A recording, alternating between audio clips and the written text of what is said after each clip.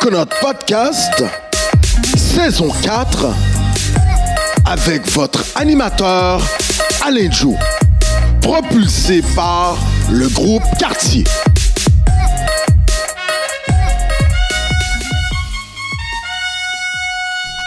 Mesdames, Messieurs, bonjour, Koué. En ce mois de mars, nous avons l'honneur de recevoir une personnalité de marque et surtout dans le cadre de la semaine d'action contre le racisme.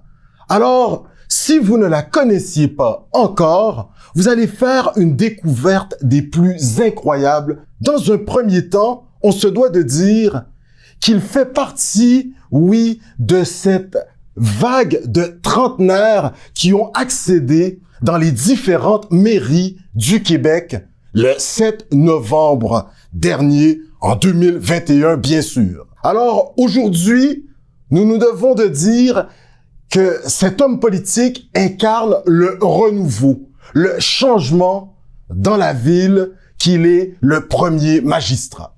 Alors, on se doit de le présenter comme étant maire de Repentigny, mais également préfet suppléant de la MRC de l'Assomption.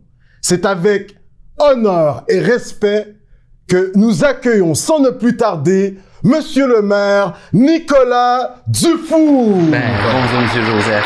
Comment allez-vous? Très bien, très heureux de participer à l'émission puis de vous rencontrer en personne enfin. Écoutez, tout le plaisir est pour Coconut que d'être reçu dans vos bureaux, oui, à l'hôtel de ville de Repentigny. Incroyable. On se doit de vous dire merci. La question qu'on pose à tous nos invités en début d'entrevue, on vient de vivre 2 années de pandémie. On est en train de sortir, là, on vient de mettre quelques mesures de côté au niveau sanitaire. Comment avez-vous vécu ces 2 dernières années sur le plan personnel et voire même professionnel? Il y a beaucoup de choses qui ont changé, là, on vous écoute. Ah, pas mal. Et puis, enfin, on peut se retrouver en personne puis se voir, là. J'avais bien hâte. Wow, quand même. Ça a été toute une expérience les 2 dernières années. Moi, j'étais à l'Association des hôtels du Québec comme directeur des relations gouvernementales et des communications en plein cœur de la pandémie. Donc, je suis arrivé en 2019, la plus belle année pour les hôtels au Québec en 135 ans d'histoire. Et ensuite, on tombe en pleine pandémie, la pire année. Donc, au niveau professionnel, ça a été toute une adaptation parce qu'il a fallu qu'on se retourne vite. Le secteur de l'hôtellerie puis touristique là, a été les premiers touchés par la pandémie. Alors, ça a été au plein de vue professionnel, tout un défi. Mais en même temps, il y avait des opportunités parce qu'on avait tout un milieu à sauver. Alors, c'était stimulant là-dessus. Et au niveau personnel, je l'ai tout de même bien pris. Là, je touche du bois, ma famille n'a pas eu de problème, on n'a pas eu de rien, on n'est pas tombé malade, personne, donc au moins ça c'était bon. Mais en plus, là, au niveau professionnel, de lancer une campagne électorale en pleine pandémie, c'était quelque chose. C'était quelque chose. Écoutez, on sait que durant ces 2 dernières années, vous avez été élu maire de Repentigny avec un suffrage fort important. Écoutez, près de 61% du suffrage exprimé. On vous doit une belle victoire. Une belle victoire, mais on a appris à vous connaître et surtout une des personnes qui a été fière de vous le soir de cette élection, Monsieur Bob Dufour, votre père, disait, oui, votre paternel, que vous avez été tout un campaigner, si on peut le dire en anglais, là, si vous permettez l'expression, que vous avez mené toute une campagne et lui-même, on sait qu'il a été directeur général au Parti québécois, également au Bloc québécois. Il y en a vu là, des gens faire campagne et venant d'une aussi grande personnalité politique que votre père. Comment vous sentiez-vous de savoir que papa était plus que fier là, de vous voir accéder à la mairie? Ça a été le plus beau moment de ma vie, honnêtement. La fierté qu'il y avait dans les yeux de mes parents. Mes 2 parents ont été en politique. Okay. Une bonne partie de leur vie ont été beaucoup impliqués au niveau social, communautaire, syndical. Donc, que mon père, qui a fait autant de campagnes électorales, écoutez, il a passé à peu près 45 ans là, en politique active, là, donc à s'impliquer pour la cause. Alors, c'est sûr que moi, de voir mon père fier ce soir-là, après tout le travail qu'on a fait, Parce que nous, la campagne électorale, elle avait commencé il y a 3 ans. On s'y préparait depuis longtemps. On est assez stratégique, assez planificateur. On essaye de bien organiser nos choses. Oui, super. Mais de voir la fierté venant d'un homme qui en a tellement vu d'autres, moi, c'est ce qui m'a rendu le plus ému, le plus heureux. Et on fera pas de jaloux, maman, elle, sa réaction. Hein, oh mon Dieu, ma mère, je pense que c'est elle qui était la plus nerveuse face à ça, la plus craintive. Elle voulait donc pas que son gars perde. Okay. Ma mère, en plus, est très active dans la communauté repentinoise. Oui. Fait qu'elle avait une petite pression personnelle. Okay. Mais non, ils étaient hyper heureux de cette se sont impliqués un peu lors de votre campagne? Énormément. Okay. Mon père, a été directeur de la campagne durant toute l'année et demie où on était officiellement en campagne. Il a pas pris une journée de congé. À 75 ans, c'était toute une aventure. Mais on a vraiment décidé de faire cette campagne-là ensemble. Même si on a été les deux très impliqués en politique, on n'avait jamais eu l'occasion de faire une campagne vraiment ensemble. Ça, c'est ça, exactement. Et c'était la première campagne père-fils qu'on faisait. Fait que ça a été moi, je pense que ça a été ce qui m'a le plus stimulé puis qui a été le plus beau moment de la campagne, c'est de la faire avec mon père, en famille. Tu sais, puis c'est pour ça que je me suis présenté au municipal aussi. Là, c'est un milieu de proximité, très familial comme approche au niveau politique. Fait que d'avoir vécu ça avec ma famille comme expérience, c'était agréable. Mais que mon père me dise que moi, je suis un campaigner, ça me touche. Et il a parlé le soir même de l'élection. Le premier appel de félicitations que j'ai eu, c'était de M. Lucien Bouchard. Et qui lui-même me disait, si ton père me dit que tu as été un campaigner, c'est parce que t'en as été un. Oui. On sent que le Québec était content de ce résultat à Repentigny. Vous l'incarnez, on vous rencontre aujourd'hui. Vraiment, félicitations. On va apprendre à vous connaître. Vous nous avez vendu quelques petites mèches. On sait que vous avez passé votre enfance à Repentigny. Êtes-vous né à l'hôpital de Le Gardeur? On vous écoute. Non, malheureusement, à Saint-Luc. À Saint-Luc, okay. Mais on est revenu vite à Repentigny, mais c'était à Montréal. Donc, depuis le tout jeune âge, vous êtes dans la zone, la région, là, comme on dit. Ah oui, moi, j'ai passé toute ma vie à Repentigny. Je me suis expatrié là, quelques années à peine à Lachenay, qui était la première sortie d'autoroute après Repentigny. J'étais pas capable d'aller plus loin. Pas plus loin. Excellent, excellent. Vous allez faire vos études secondaires dans la zone ou vous êtes peut-être à Saint-Sacrement à Terrebonne? Non, j'étais à Félix-Leclerc. Okay. Ben dans le fond, moi j'ai passé toute ma vie là à aller jusqu'à environ 26 ans à Repentigny. Donc je suis parti comme je vous dis là quelques 2-3 ans à Lachenay, mais vous avez fait votre secondaire dans le coin. Exact, à Félix-Leclerc. L'école dans le champ qu'on appelait à l'époque. L'école dans le champ. Bon, par la suite votre cégep au cégep régional des 3L? Oui, exact, à l'Assomption. J'étais faire un an à Maisonneuve et ensuite un an à l'Assomption. L'Assomption, donc on reconnaît l'Assomption, Joliette, ça c'est les campus Terrebonne. Exact. Et j'ai même fini par travailler au cégep de Terrebonne durant à la fondation, 4 ans, là. entre autres, exactement, ça c'est super. Suite à votre passage, on y arrive dans mais vous étiez sur la colline parlementaire à un certain moment et vous, suite à ce passage, vous allez être au cégep de Terrebonne. Ça, c'est intéressant de revenir à ses amours et surtout les professeurs qui ont eu la chance ou le personnel qui a eu la chance de nous voir faire nos études, nous retrouver. Ça a dû faire un petit quelque chose. Ça faisait un lien le fun, mais au moins, c'était... L'avantage de ça, c'est que je connaissais déjà le milieu, je connaissais déjà les gens et puis l'environnement. Donc, c'était un retour à mes amours, effectivement. Un retour à vos amours. Et là, ça, c'est ça qui est incroyable. Vous avez un parcours un peu atypique, peu commun, mais fort incroyable. Puis là, c'est là.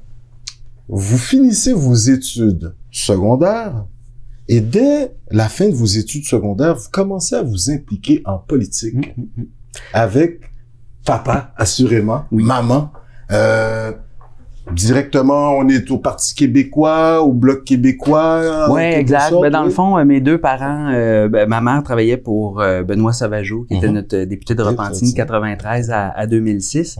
Et, au niveau fédéral. Au niveau fédéral, exact. Et mon père, lui, avait quitté la politique là, au début des années 2000, même. On a toujours parlé de politique à la maison. Ça a toujours été des sujets de discussion. J'ai 2 autres frères un peu plus vieux. Et puis, nos dîners, nos soupers ont toujours été très animés au niveau politique. On n'est pas toujours d'accord sur nos opinions. Qu'on a toujours eu cette tendance à débattre, à se remettre en question, à réfléchir. Puis c'est aussi ce qui m'a appris le respect en politique, puis le respect des idées. Parce que même si mes frères, moi, mon père, ma mère, on n'avait pas nécessairement toujours la même vision, on était capable d'échanger puis de débattre, puis à la fin, de s'aimer la même chose. Alors, je l'ai transmis dans mon parcours politique, cette vision-là. Mais effectivement, mes parents m'ont beaucoup inspiré au niveau de l'implication politique parce que je les ai vus toujours impliqués, actifs, donner de leur temps à la communauté. Puis c'est ce qui m'a fait la démonstration que si on veut changer les choses, si on veut changer notre société, ça passe inévitablement par l'implication au niveau politique. Incroyable. L'implication renvoie nécessairement au dur labeur. On sent que c'est une valeur qui a été inculquée chez les Dufour. Dès l'adolescence, on sent qu'il y a ce souci de se faire ses petits sous, d'avoir son argent. Vous allez travailler comme monteur de scène. Ça, je trouve ça assez intéressant parce que par la suite, le parcours, il change quand même, mais on a quand même acquis une expérience de travail de bras, de gestion, de parterre de spectacle, si on peut appeler ça comme ça. Il y a quelque chose d'intéressant. Qu'en avez-vous retenu de cette expérience? Ben, tu sais, l'importance du travail puis l'importance de l'équipe, parce que, bon, effectivement, j'ai travaillé comme monteur de scène. Mon frère plus vieux, Christophe, a été dans le milieu scénique pendant des années, monter des shows et compagnie. J'étais pas très loin de la politique, des fois, là, tu sais, monter des shows, préparer l'événement et compagnie. Donc, je trouvais que c'était un milieu intéressant, connexe. Mais c'est là qu'on voit que, tu sais, si je suis seul pour monter toute une gig d'un stage, ben, j'y arriverai jamais, mais c'est avec la force de l'équipe puis des gens qui nous entourent qu'on est capable de réaliser des belles scènes. Puis je me rappelle, on avait fait, entre autres, là, toute la planification puis le montage de la scène pour l'accord de Montréal, là, dans le cadre des accords de Kyoto, de Paris pour l'environnement. On avait, avec Stéphane Dion, exact.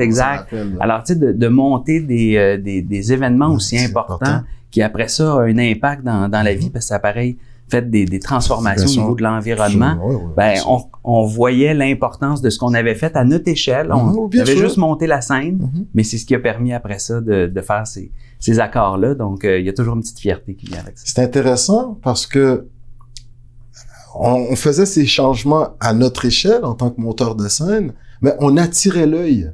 Parce qu'il y a des gens qui nous voient travailler. On a des échéanciers, on a une marchandise à livrer.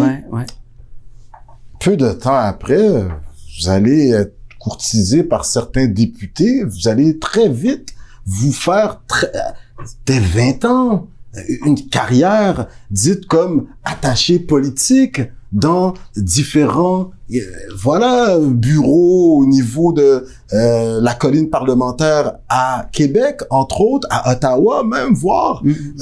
Assez intéressant. Est-ce qu'à un moment, vous vous êtes un peu pincé pour dire, Nicolas, qu'est-ce qui t'arrive?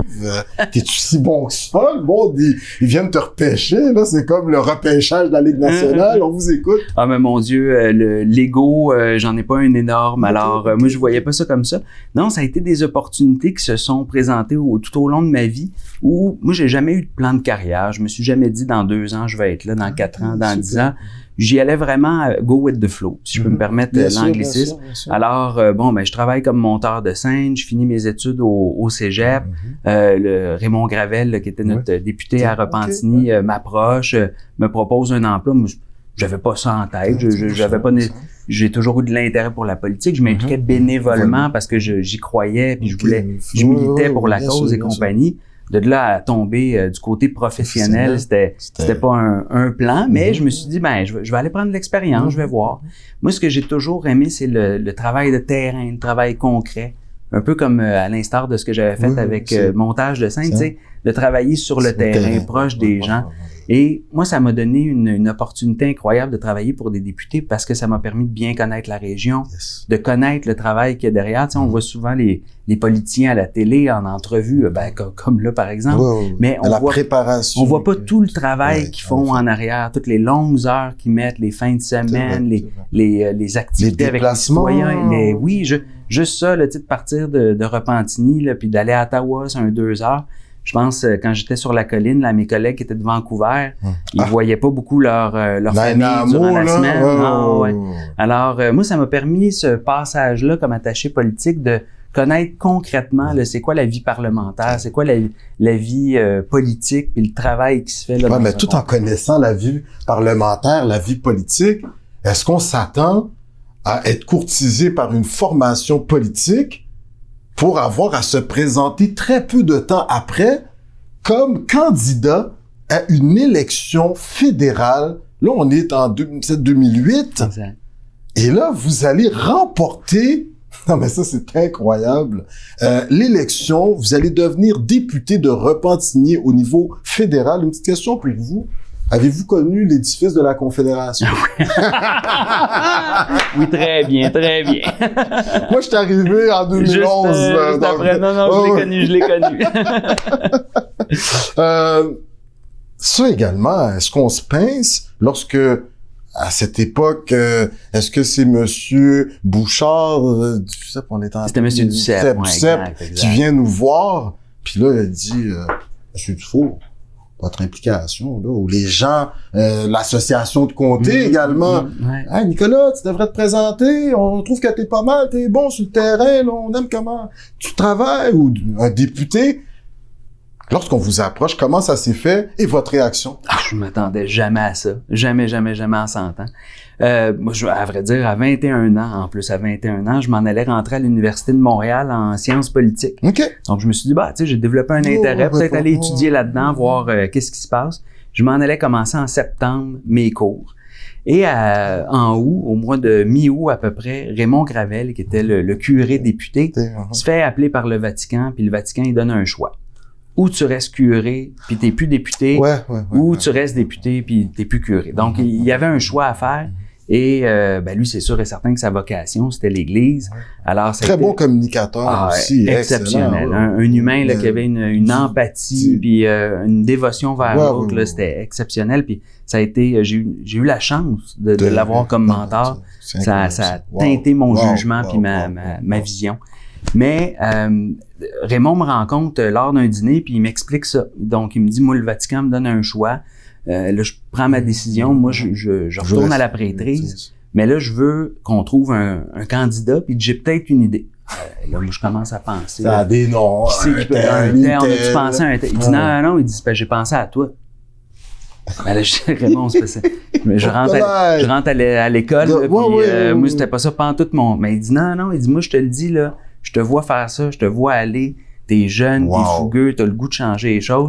Il dit, moi, je suis prêt à t'appuyer. Vous êtes tout un modèle, là, parce que si Monsieur Gravel, on le sait, là, comment son cœur, comment il a la jugeote, tu sais, comme vraiment, puis il ne me l'aurait pas proposé que j'y aurais pas été. Mais ensuite, moi, j'ai dit à Raymond, écoute, c'est un honneur que ça vienne de toi. Mais moi, j'étais président de l'association locale. Je dis, faut que je parle à mon équipe, faut que je parle à nos organisateurs, à nos gens du milieu, savoir si eux me veulent vraiment comme candidat. C'est le fun pour toi. Mais, exact. On a peut-être qu'on a même des meilleurs parce que moi, puis on en reparlera sûrement un peu tantôt, mais moi, je n'ai jamais aspiré à être candidat pour être candidat. Moi, c'est est-ce que je suis la bonne personne au bon moment?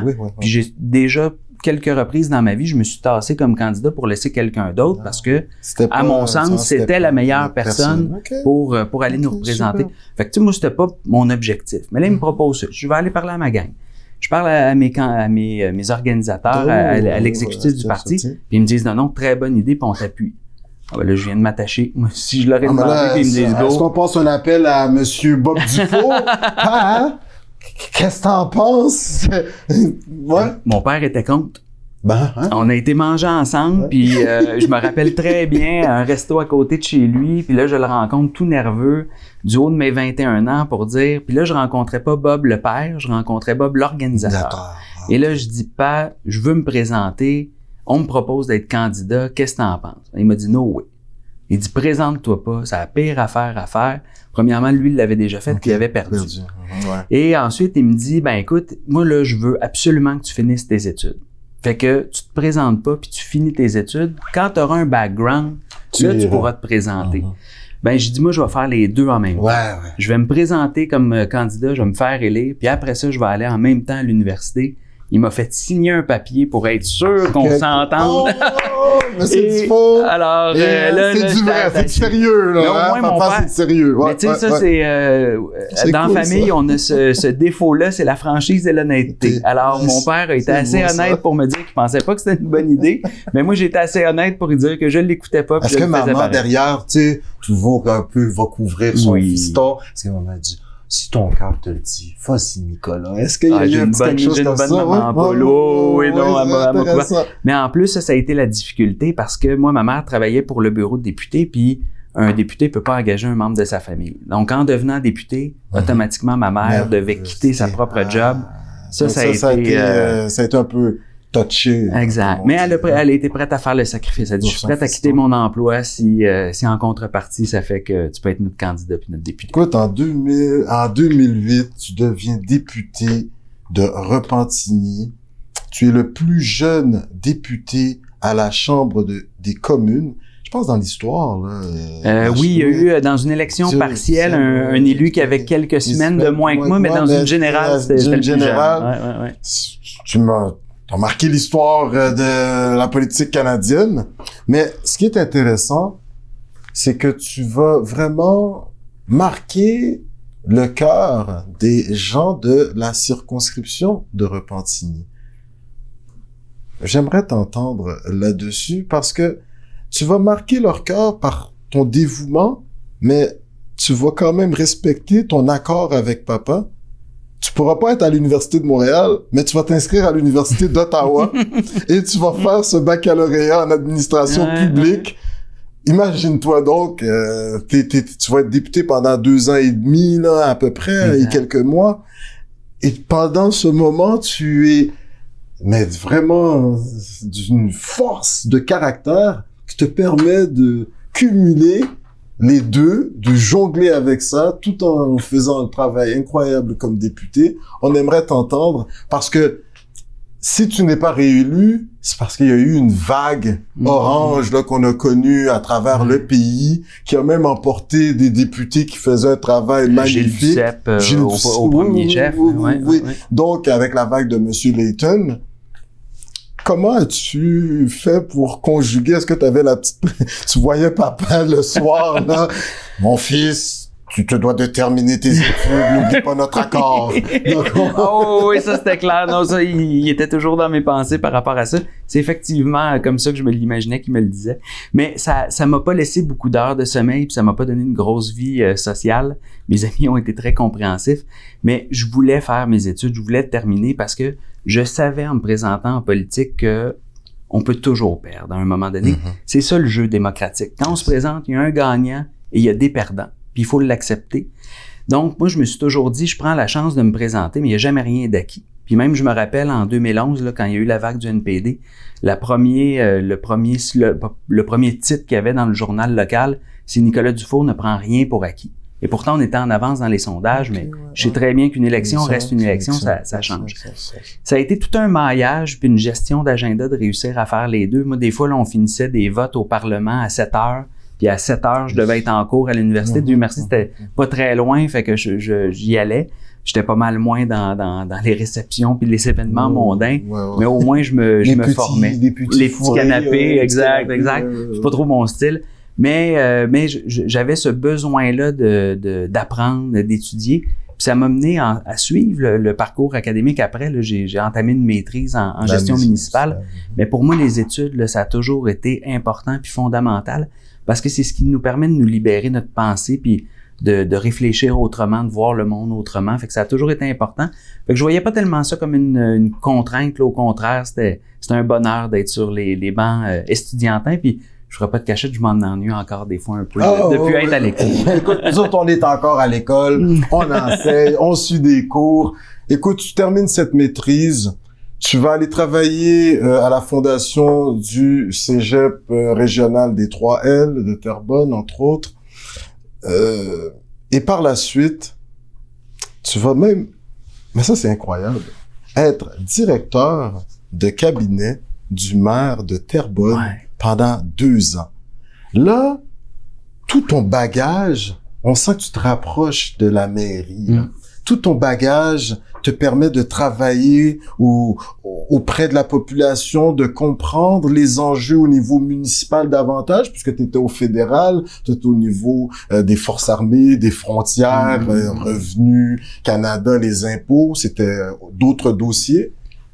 Cette expérience, est-ce qu'aujourd'hui, lorsque tu es assis sur ton siège de maire de Repentigny, le fait d'avoir été directeur de cabinet à Terrebonne, est-ce que ça t'a servi dans ce que tu fais aujourd'hui? Énormément. Puis c'est drôle, hein, mais je me rends compte avec le recul là, que tout ce que j'ai fait dans ma vie au niveau professionnel m'a amené aujourd'hui à la mairie de Repentigny. Je ne compte plus le nombre de dossiers ou de choses qui s'est passé au niveau professionnel qu'aujourd'hui je me permets de faire des liens puis de voir des choses que je n'aurais peut-être pas vues si j'avais pas eu le parcours que j'ai eu. D'avoir, justement, tantôt, je disais, moi, j'ai pas toujours eu la volonté de me présenter nécessairement. Quand on est arrivé à l'élection de 2017 à Terrebonne, je connaissais le Marc-André Plante, le candidat à la mairie, par les études qu'on faisait à la maîtrise. On était ensemble à la maîtrise. Alors, inévitablement, ça avait teinté un peu la vision qu'on avait de comment développer la ville. Donc, vous étiez à l'ENAP? Exact. Les deux ensemble. On avait eu quelques cours, on avait même fait des travaux ensemble. Mais même si je le connaissais, quand j'ai rencontré Marc-André, ça n'a pas été un automatique. J'ai dit, moi, avant d'accepter, parce qu'au début, il me voulait comme candidat, je disais conseiller municipal, avant d'accepter de me présenter avec toi, moi, j'ai une liste de propositions puis d'engagements que j'aimerais voir se réaliser. Si tu as à peu près la même liste, là, on va travailler ensemble. Si on n'a pas la même vision, meilleure des chances, puis on se présentera pas ensemble, puis c'est tout. Donc, mais finalement, on avait à peu près la même vision du parcours qu'on a eu. Quand on est arrivé durant la campagne, un petit peu avant la campagne électorale, à un moment donné, on avait la chance de mettre la main sur un candidat exceptionnel, un ancien président de chambre de commerce, dans le district où je devais me présenter. Donc, mon candidat à la mairie me dit, écoute, Nicolas, moi, je pense que tu serais un bon conseiller, puis si tu te présentes, tu vas gagner, mais on gagnera peut-être pas toute l'équipe puis à la mairie. Mais si tu nous organises, là, par exemple, on a plus de chances. Fait que moi, j'ai dit, écoute, moi, là, il faut que ce soit les meilleurs qui soient autour de la table du conseil, puis si on en a un meilleur que moi, mon Dieu, let's go. Fait que je me suis retiré comme candidat, j'ai organisé la campagne, on a gagné fort. Le 3/4 du conseil pour une nouvelle équipe. Fait que ça m'a donné, j'avais déjà j'ai balancé un peu dans ma vie entre le volet organisateur, j'ai organisé plusieurs élections, je me suis présenté à quelques élections.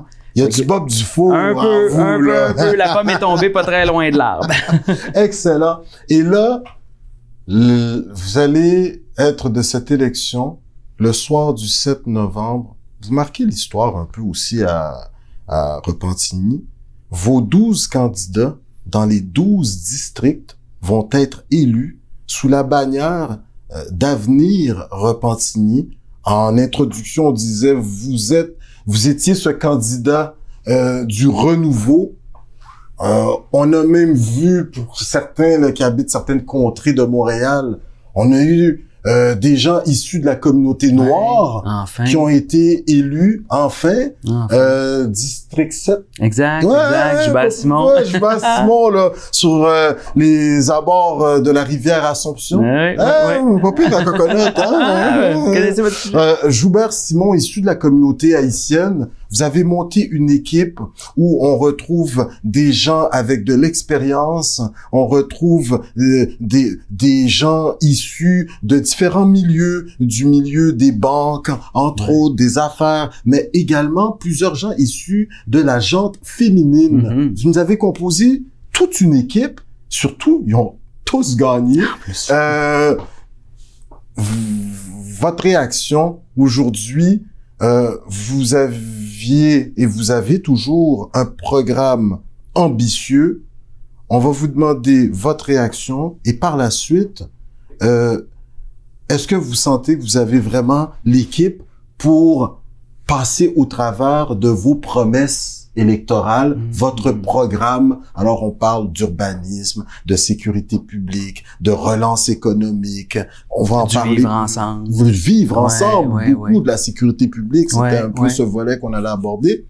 On aimerait vous entendre au niveau de votre équipe, quand même diversifiée, gens féminines, gens issus de la communauté noire, haïtienne, franchement. On aimerait vous entendre. Ben, moi, quand j'ai composé l'équipe, j'ai lancé ma candidature le 1er octobre 2020 en étant un peu seul, en me disant, bon, ben, je vais voir qu'est-ce que ça va donner si des gens vont solliciter, vont embarquer, compagnie. Et j'ai été franchement impressionné. J'ai eu une centaine de CV de gens qui avaient de l'intérêt à se présenter. Il y avait visiblement un besoin de renouveau à Repentigny. Et parce que l'administration précédente était là depuis 24 ans. Je ne ferai pas 24 ans, je vous le dis tout de suite. Parce qu'à un moment donné, on finit par... Le Québec va vous appeler, on va avoir besoin de vous au niveau de la nation provinciale, là, je pense. Là. Merci. Mais quand on a composé l'équipe, moi, j'avais vraiment cette vision de, un peu à l'instar de Québec ou d'Ottawa, de me dire, j'ai besoin d'un ministre dans chacun de mes j'ai besoin d'un ministre du vivre ensemble. J'ai besoin d'un ministre au niveau du développement économique. J'ai besoin de gens forts. J'aurais pu me composer une équipe de 12 avocats. Exact, la mobilité. J'aurais pu me composer une équipe de 12 avocats. On aurait été très bon au niveau réglementaire, mais dans le reste, on l'aurait pas eu pantoute. Mais d'avoir une équipe extrêmement diversifiée au niveau des expériences de vie, au niveau des expériences professionnelles, ce que ça nous permet en équipe, là, c'est que quand on étudie un dossier, une problématique, là, on est 12 à débattre, mais on fait un 360. On a des gens qui vont prôner l'environnement, des gens qui vont parler du développement économique, des gens qui vont nous amener ailleurs dans les réflexions. On sent que vous étiez en gestion municipale à l'ENAP. Là. Vous arrivez avec des idées, comme on dit dans le langage urbain, fraîches. Si vous me permettez l'expression, là. Oui, vraiment. Mais c'est ce que ça a permis parce que c'est des gens qui ont la capacité de réfléchir en dehors de la boîte, qui, tu sais, je le dis souvent, là, on est 12 en 12, c'est fantastique pour réussir à faire avancer plus rapidement notre programme électoral. C'est une bénédiction, mais en même temps, je dis souvent aux citoyens, la meilleure opposition, là, je l'ai dans ma propre équipe. Parce que si vous voyez les débats qu'on a quand on réfléchit à un dossier, là, mes conseillers sont la meilleure formation de l'opposition qu'on a à l'hôtel de ville. Mais à la fin, on est capable de réussir à trouver un common ground, on est capable de trouver des terrains d'entente où on a une idée, là, puis une proposition, une solution qui va être bonifiée puis qui va répondre à tous les besoins. Tous les besoins. Incroyable. Lors de votre campagne, vous aviez un programme fort ambitieux, quand même. Ouais. Il y a certains points que Coconut Podcast ont relevés qui semblent nous intéresser le plus grand nombre. Au niveau, vous avez tout un plan de réaménagement, d'aménagement urbain. Vous voulez baisser un peu la densité aux abords de ce qu'on appelle là, les rives de Repentigny, surtout qui donnent sur le fleuve. Ça a l'air qu'il y a beaucoup de tours d'habitation, de condos qui se sont construites. Puis là, peut-être un manque de mixité sociale. Ouais. Vous avez tout un projet en ce sens. On aimerait vous entendre là-dessus. C'est quand même intéressant, là. Puis c'était, moi, les deux choses qui m'ont réanimé dans ma volonté de me présenter en politique puis au municipal à Repentigny, là, c'était le dossier du vivre ensemble. Je trouvais que notre image avait été écorchée puis fallait qu'on fasse un travail de fond, mais aussi l'urbanisation de notre ville. Moi, je veux faire une ville à échelle humaine, que les gens se sentent bien, sentent que il y a des véritables milieux de vie. Présentement, là, on a fait de la rue Notre-Dame puis de notre majestueux fleuve Saint-Laurent un mur de Chine, de condos, puis on n'a même plus de vue sur notre majestueux fleuve. Puis moi, j'en reviens pas. Repentigny a déjà été, à l'époque, là, ça s'appelait Repentigny-les-Bains. On avait 8 plages publiques tout le long du fleuve Saint-Laurent. Ça a l'air que vous voulez revenir avec des plages, une marina. Ça a l'air même monsieur, notre premier ministre François Legault, qui est lui-même député de l'Assomption, donc dans la région, il vous appuie dans cette volonté de redonner accès aux berges Oui. à nos citoyens qui les Repentinois Exact. et Repentinoises. Oui. Donc il y a quelque chose de fort innovateur là, qu'on voit un peu partout au Québec là, sur les villes longeant le fleuve Saint-Laurent, Rivière-des-Prairies par exemple, une plage là qui a été inaugurée récemment. Il y a quelque chose d'intéressant. Ah ben j'ai justement rencontré le premier ministre il y a 2 semaines. Lui-même a été un plaisancier quelques années de sa vie avec un bateau. Alors puis il a écrit un fantastique livre sur le fleuve Saint-Laurent puis sa volonté là de redonner le fleuve. Vous avez un archipel. Oui, on a de magnifiques îles. Justement là, cet été on recommence encore un projet là avec l'île Annexe, qui est une toute petite île proche qui est en plein milieu du fleuve. Et à partir du parc de l'île Lebel, les gens vont pouvoir en bateau se rendre à l'île Annexe où là ils vont être accueillis avec il y a un petit terrain de volleyball, il y a des feux et compagnie. On peut aller faire du paintball. Ouais, exact. Île, là, il y a ça et aussi, on veut remettre en valeur notre fleuve Saint-Laurent. Moi, puis tu sais, quand je disais tout à l'heure que j'ai eu dans ma vie professionnelle un parcours qui m'a amené à la mairie de Repentigny aujourd'hui, ben j'ai été dans le magnifique monde de l'industrie touristique pendant environ 2 ans. Et moi, je veux redonner à Repentigny une vocation touristique, créer des éléments. On a un magnifique centre-ville avec un pôle culturel, un théâtre. Vous voulez ramener plus de festivals. On sait qu'il y avait le FIER, le Festival interculturel à une époque. Exact. Vous voulez amener davantage une offre au niveau des activités. Jouer dans la rue, c'est un projet entre autres, ben oui, de pouvoir redonner accès aux rues aux plus jeunes. Comme quand on était jeunes, on jouait au hockey dans la rue. Donc, de redonner cette vocation-là, parce que, tu sais, on parlait un peu de vivre ensemble tout à l'heure, mais la communauté, c'est important, puis c'est ces activités-là qui permettent aux voisins de se rassembler, de se réunir, d'apprendre à se connaître, d'échanger. On a Martin Saint-Louis à Montréal. Ça a l'air que maintenant qu'on a Nicolas Dufour, entraîneur de hockey. Il y avait également Madame Hélène Dion, notre directrice du service de police à la ville de Repentigny, qui agissait en tant qu'arbitre. Il y a Monsieur Junior, là, un agent qui a organisé cette joute. C'est dans ce renouveau à Repentigny, là, on sent qu'il y a cette volonté de rapprocher la citoyenne, le citoyen, de l'administration municipale. Puis à tous les niveaux, puis tu sais justement un de nos engagements avec le service de police, c'était de redonner un nouveau leadership, puis de donner cette connexion-là entre le communautaire, la communauté et nos policiers pour dissiper une image, puis s'assurer qu'ils soient beaucoup plus en adéquation avec la nouvelle réalité à Repentigny. On multiplie les initiatives pour rapprocher le service de police. Je vais vous donner juste un exemple. Là, on a annoncé dernièrement notre toute première. Repentigny va être la première à avoir un auto de patrouille électrique. Donc, on est en projet pilote. Mais on a été un peu plus loin. On a même changé les couleurs. Et on va avoir un nouvel habillage autour de l'auto. Flash, au style des couleurs Badenberg qu'on a en Europe. Bleu et vert, là, quelque chose là. Pour attirer. Puis notre réflexion là-dessus était simple, c'est de dire si on arrive avec un auto de police avec ces couleurs-là, là, ça va automatiquement donner le goût aux citoyens d'aller voir l'auto. De se dire, voyons, qu'est-ce qui se passe? Électrique, il y a quelque chose. Mais vous avez ce souci pour l'environnement. On va en parler dans quelques instants. Mais on est dans ce volet sécurité publique. L'image de Repentigny, bon, on peut dire, il y a eu une administration qui est restée là assez longtemps, près de 2 décennies. L'image de la ville a été écorchée. Il y a peut-être quelques employés de la ville qui ne faisaient pas leur travail convenablement, mais l'image de l'ensemble des employés qui faisaient un bon travail a été même peut-être entachée. On sait... Ce n'est pas un secret de polichinelle. Le Grand Québec s'est intéressé à la question du profilage racial qu'il y avait dans Repentigny. Là, on n'entend pas, il n'y a pas de sortie, donc on sent que le service de police, bon, il y a eu des directives qui ont été passées afin que ces pratiques ne soient plus. Bon, même notre ministre de la Sécurité publique, Madame Normando, avait fait dans le sens que c'est pas des pratiques que le Québec cautionne. Non, beaucoup de profilage. Les jeunes de la communauté haïtienne professionnelle se promènent avec des voitures de luxe, se font, dès qu'ils traversent le pont qui relie Montréal, ils se font intercepter. Des citoyens même de Repentigny qui vivaient un calvaire.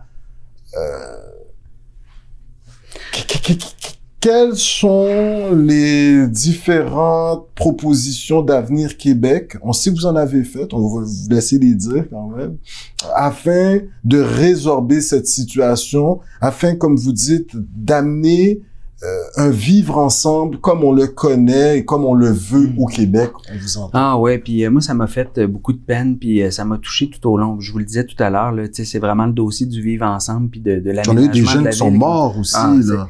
Puis je suis d'une compatissant face à cette perte, puis à Madame Benz notamment, mais tu sais, quand j'ai fait la campagne électorale, on a été cognés à toutes les portes de la ville à 2 reprises, puis quand j'entendais cette crainte-là de la part des citoyens afro-descendants, entre autres, par rapport aux services de police, moi, ça m'a touché parce que je me suis dit, c'est pas ça Repentigny. On a déjà été la ville du bonheur, on est censé être une communauté tissée serrée, peu importe d'où on provient, peu importe notre religion, notre identité de genre, quoi que ce soit. Il me semble qu'on a toujours été une ville où il faisait bon vivre, on avait des bons voisins. J'ai grandi ici, j'avais toujours ce sentiment-là, puis je voyais que ça se détériorait dans les dernières années. Quand j'étais député en 2008, je disais moi-même à l'administration municipale qui était en place, Repentigny se transforme. Moi, je le vois juste de par mes amis au secondaire. Exact. Moi, de par mes chums que j'avais à Félix Leclerc, on voyait qu'il y avait une nouvelle population.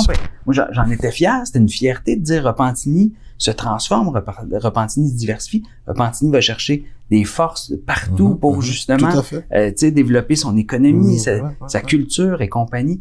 Donc, quand je voyais ce sentiment-là qui se créait, puis cette distance-là qui est en train, ce fossé qui est en train de se créer entre les gens de la communauté afrodescendante et l'administration et le service de police, moi, ça m'a touché. Puis c'est là où on s'est dit, nous, où est-ce qu'il y a eu un manquement dans les dernières années? Là, c'est qu'il y avait un manquement de leadership politique.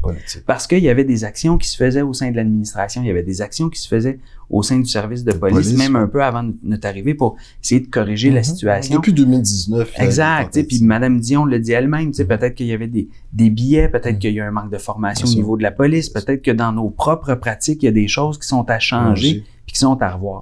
Donc, il y a un travail qui s'est entamé au SPVR. On a avec notamment une firme d'action sociale avec UNA. Et on a déposé un plan en 55 actions pour changer cette culture organisationnelle-là. Là, on le travaille bien sûr avec le service de police, mais depuis mon arrivée, là, on le travaille vraiment de façon transversale avec dans les groupes toutes les directions, les groupes d'action, autant dans l'administration qu'avec les gens du milieu communautaire. Puis quand on parle de notre service de police, mais aussi de l'administration de la ville, on veut rapprocher le milieu communautaire, que nos organismes qui représentent tous les citoyens viennent nous voir, puis qu'on crée des espaces de concertation pour s'entendre, pour avoir un dialogue, pour parler le même langage, puis trouver ensemble des solutions. Vous avez un centre communautaire qui a reçu un financement fort important du gouvernement provincial, Monsieur Legault, qui est lui-même député, là, faut le dire. Exact. Vous me corrigez, le centre chez nous. Le centre à nous, centre à nous. Exact.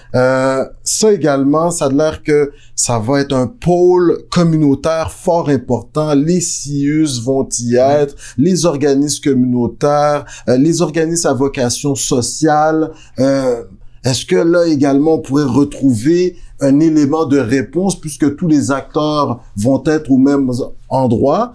Il y aura peut-être une action davantage concertée afin de résorber cette situation du profilage. Ah oui, vous avez 100% raison. Ça va devenir le plus grand centre communautaire au Canada. Au Canada, c'est une fierté pour nous.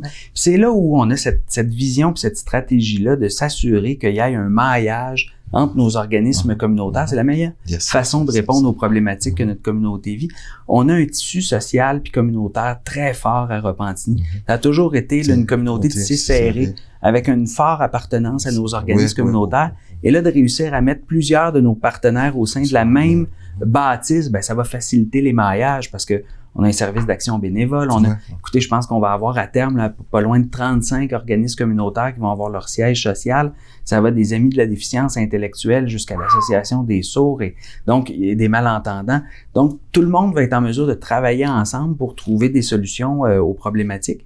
Et c'est là où, par exemple, avec notre service de police, on a déjà un agent communautaire, M. André Corbeil, qui travaille avec eux, qui est souvent au centre à nous. Là, ça vient faciliter tout ce maillage-là. Parce que moi, je pense encore que l'action sociale puis le travail de terrain avec nos organismes, c'est une des meilleures façons là, de résorber nos problématiques. On sait qu'en parlant avec d'autres mairies là, au Québec, entre autres à Longueuil, il y a un projet à Montréal, ça fait un petit moment, où ce qu'on propose des agents au niveau social qui accompagnent nos agents de la paix afin, par exemple, la situation qui est arrivée dans Repentigny, un jeune qui était en crise. Des fois, les policiers ne sont pas habilités, n'ont pas nécessairement reçu la formation pour pouvoir faire face à de tels cas. Est-ce que Mme Dion vous a dit qu'ils sont en train de regarder cette avenue afin d'intégrer des intervenants sociaux dans les patrouilles, par exemple? Ah oui, puis c'est un des, justement, je pense que ça va être un des chantiers les plus importants, puis un des changements les plus importants qu'on peut amener. Et justement, là, Mme Dion est en train de travailler. Il y a eu des expériences à gauche et à droite, à Toronto, à titre d'exemple, où ils ont mis un travailleur social avec un patrouilleur. Il y a eu des bons coups et des mauvais coups là-dedans parce que le policier pouvait plus nécessairement intervenir. Il y avait un civil avec lui dans l'auto. Des fois, ça amenait des complications. Mais on a vu un peu tout ce qui s'est fait comme pratique aux États-Unis, en Ohio, entre autres, là, où ils ont entrepris cette démarche-là.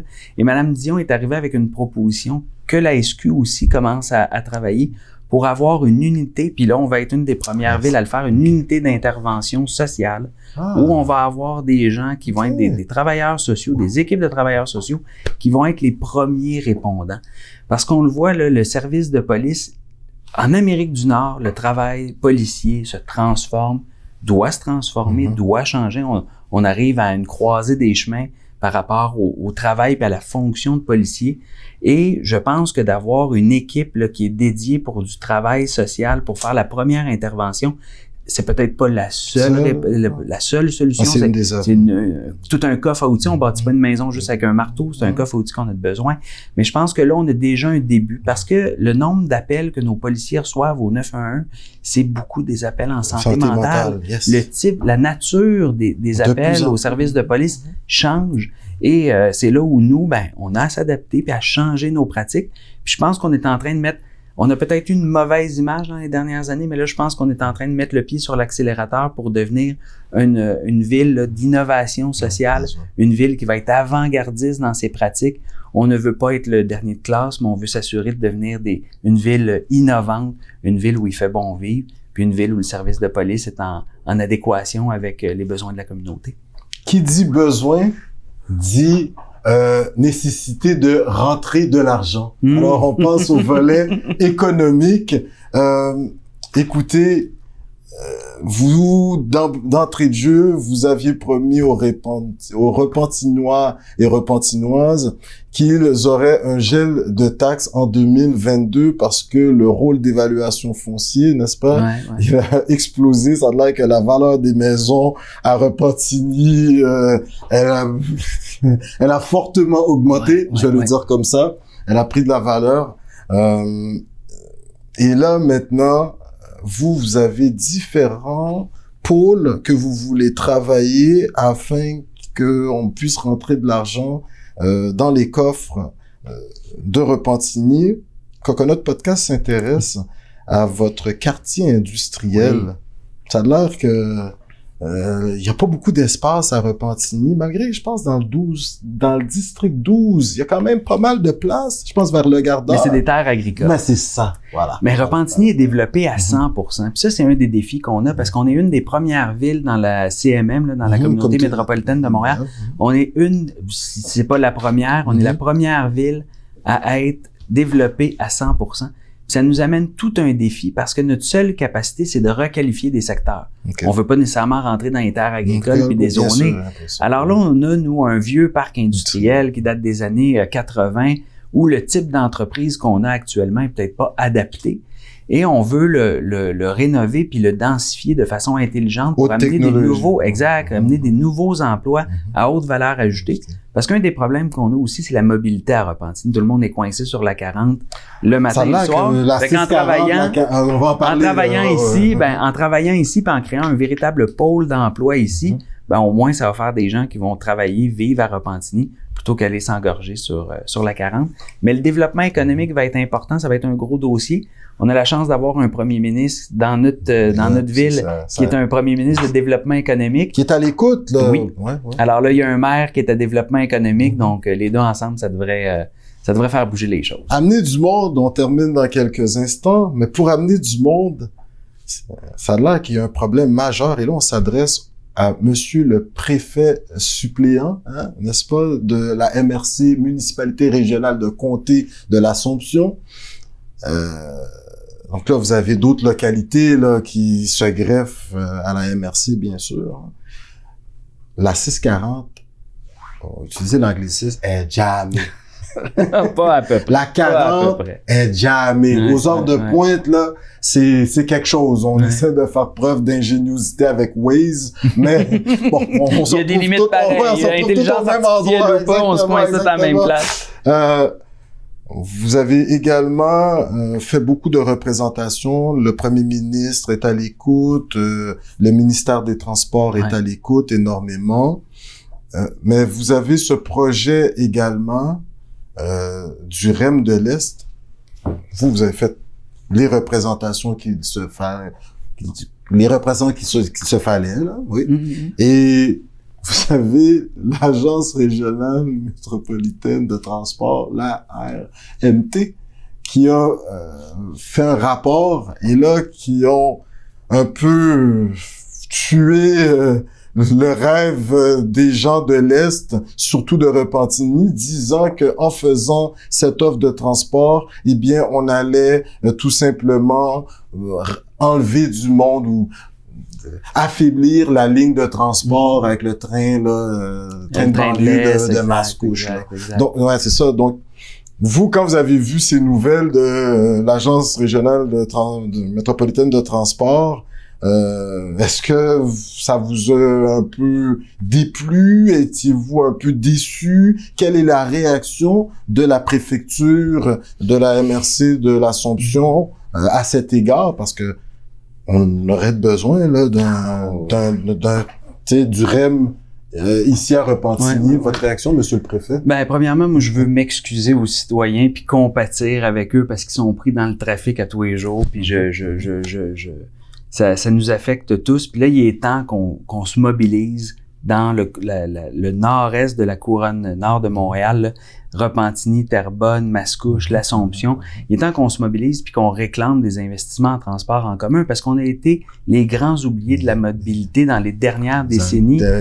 Peu importe le gouvernement qu'on avait à Québec, là, il y avait peu d'écoute puis il n'y a pas eu de solution qui ont été avancées. Nous, ce qu'on s'est dit qui était la meilleure façon d'amener cette mobilisation-là, et le nouveau maire de Terrebonne, Mathieu Traversy, et moi, on s'était tous les deux engagés en campagne électorale à faire un forum sur la mobilité. Ben ça vient au printemps, là. Exact. Même le premier ministre va participer. Oui, on a besoin de tout le monde, de tous les acteurs politiques puis du milieu de la mobilité. Ils doivent être présents à ce forum-là. L'ARTM va être présent. Exo, qui est êtes-vous le maire des forums, de la consultation? Vous consultez vos conseillers municipaux de l'hôtel de ville, du conseil de ville, mais vous consultez également sur le terrain. Vous avez ce forum sur la mobilité, mais il y a un forum qui s'en vient également sur le vivre ensemble. Mais c'est ce qu'on a manqué dans les dernières années à Repentigny. On a manqué de dialogue, on a manqué d'écoute. Le politique a manqué d'écoute.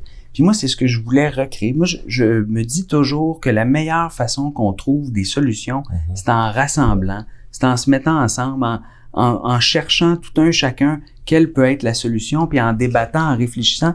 Si je vais, moi, tout seul de mon côté, puis je pense que j'ai toutes les solutions, puis la science infuse, je vais me casser à la gueule, puis il arrivera jamais rien. Mais si on se met ensemble, puis qu'on se rassemble, puis on s'unit, puis après ça, on se mobilise derrière une décision, on est capable de déplacer des montagnes. Pensez-vous que vous pouvez faire renverser la vapeur au niveau du REM? Oui, puis on est en contact, puis on s'entend assez bien. Moi, je parle justement régulièrement à Caroline Bourgeois, qui est la mairesse de Pointe-aux-Trembles, Rivière-des-Prairies. Donc, on a tissé toute cette toile d'alliance-là à travers les quelques mois, les 4 derniers mois, pour essayer de mobiliser les gens autour d'investissements en transport en commun qui vont être structurants.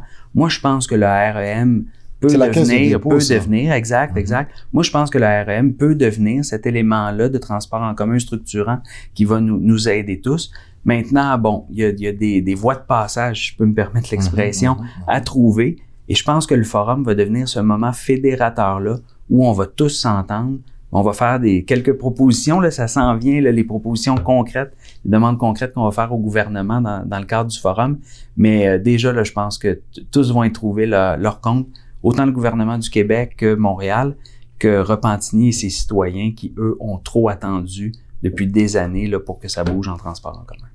Superbe. Écoutez, la dernière question, la question à 100 piastres. D'accord, on va le dire comme ça. Dans un avenir lointain, dans quelques années, on viendrait vous voir et on vous dit, Monsieur Dufour, on vous verrait Premier ministre du Québec. Vous êtes premier ministrable. Quelle serait votre réaction? Je sais bien pas. Vous n'avez pas réfléchi? Non, j'ai pas de vision de long terme ou de carrière par rapport à où je veux être dans 10 ans ou dans 15 ans. Moi, je salue le travail des premiers ministres, peu importe leur allégeance politique ou qui ils sont. C'est extrêmement dur, c'est extrêmement ingrat des fois la politique. Je regarde les 2 dernières années de pandémie, j'aurais pas aimé être à la place de Monsieur Legault pour la gérer. Pas toujours facile. Je suis obligé de dire, on dit jamais parce que je me suis déjà fait coincer moi-même à dire non, je retournerai pas en politique, mais j'ai pas d'aspiration à devenir premier ministre. Au contraire, moi, ce que j'aime, là, c'est la politique municipale, la connexion qu'on a avec les citoyens. Puis moi, là, je me plais, je suis un poisson dans l'eau à tous les jours à l'Hôtel de Ville de Repentigny. Super. Écoutez, toute une entrevue. Le mot de la fin est le vôtre, Monsieur le maire, Monsieur le préfet. Hein, c'est intéressant, on l'avait appris la préfecture à l'université, puis là, on le met c'est intéressant. en action. Vous vous adressez à vos commettantes et commettants. Les 30 prochaines secondes sont les vôtres. Écoutez, la francophonie vous découvre d'aussi loin qu'à Bamako, qu'à Port-au-Prince.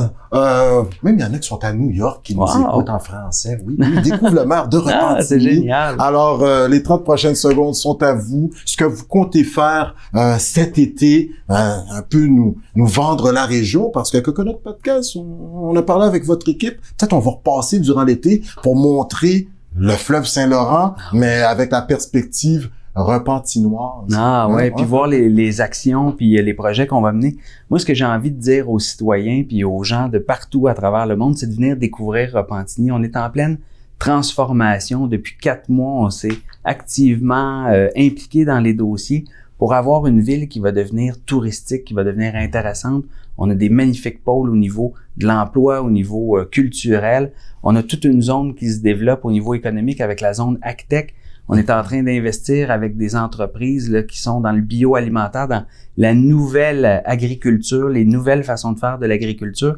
Donc, Repentigny est vraiment en train de devenir une plaque tournante dans plusieurs domaines. Et les citoyens vont avoir, là, et les gens de l'extérieur, toute une belle programmation, autant au niveau culturel que de loisirs, durant l'été, mais tout au long de l'année. Alors moi, j'ai envie de vous dire, venez à Repentigny. Il y en a pour tous les goûts. Vous allez découvrir une magnifique communauté. Superbe, écoutez. Un immense honneur. Un immense honneur. Les Repentignois doivent être contents de vous avoir. Ils ont 2 ponts dans la zone. Ça a l'air qu'ils vont peut-être, en tout cas, il y a des travaux qui vont se faire sur ces 2 ponts-là. Le Gardeur va être relié là, davantage avec Repentigny. Le volet agricole, vous en avez parlé. Écoutez, vous êtes un maire dans l'air du temps, comme on dit. Écoutez, Coconut Podcast, on a eu l'opportunité de faire le tour du Québec. On a été à la rencontre de nos frères et sœurs des Premières Nations. En langue Innu, ils nous disent « Chinash Kumitin ». Chinash Kumitin. Ouf! Merci. Wow! Messieurs, dames, la maire de Repentigny, c'est du sérieux, là. Au niveau des langues, on sent qu'il a une facilité. Les Algonquins nous disent Miigwech. Miigwech. Wow. Madame Plante, le maire de Repentigny, il parle algonquin un petit peu, là. J'aurais un mot, moi. Pas pire, c'est bon. On a été voir nos frères et sœurs Abénaki Oui, dans le centre du Québec, Odanak, Victoriaville, Drummondville, ils nous disent « Oh, Léone ». Oh, Léone. My God. Une facilité avec les langues. C'est-tu à l'ENAP, là, qu'on vous a appris tout ça, là? Pas pire, pas pire. Sinon, on s'est rendu aux îles de la Madeleine. Et là, on retrouve les territoires Mi'kmaq, ancestralement parlant. Et eux, ils nous disent « Wellaline ». Wellaline. Superbe. Vous avez souvent été à Québec avec papa dans le temps, puis hein, on retrouve les Hurons Wendat, en langue Wendat. Ils nous disent « Téawek ». Téawek. Wow. Puis là, on s'en vient dans la région de Montréal. Ils nous disent « Niawen ». Niawen. Et puis nous, on est d'origine haïtienne. On va vous enlever le R et on dit « Merci ». Messi. Merci en pile, monsieur le maire, ou seyon être humain incroyable, ou gagnons joie de vivre incroyable, n'a souhaité la meilleure des chances, et puis, tes oreilles nous dit, yon joue à premier ministre Québec. Ben, merci beaucoup. Sur ce, Niawen, merci. Merci beaucoup. Messieurs, dames, oui, nous étions avec le premier magistrat de la ville de Repentigny, mais également préfet de la MRC, oui, de l'Assomption. On vient de faire une rencontre incroyable, vraiment dans l'air du temps. On a rencontré député Fournier, on va devoir la rencontrer en tant que mairesse, mais là, on vient de rencontrer maire Dufour. Il nous manque Boyer. Mais là, on est en train de faire le tour des maires qui ont changé les choses là lors des dernières élections. On vous invite à le suivre sur Twitter, comme j'aime bien le dire. Toute une entrevue qui va rester dans les annales. On vous dit, on se revoit pour une prochaine entrevue dans le cadre de la semaine d'action contre le racisme. Sur ce, je vous dis, Niawen, merci, au revoir.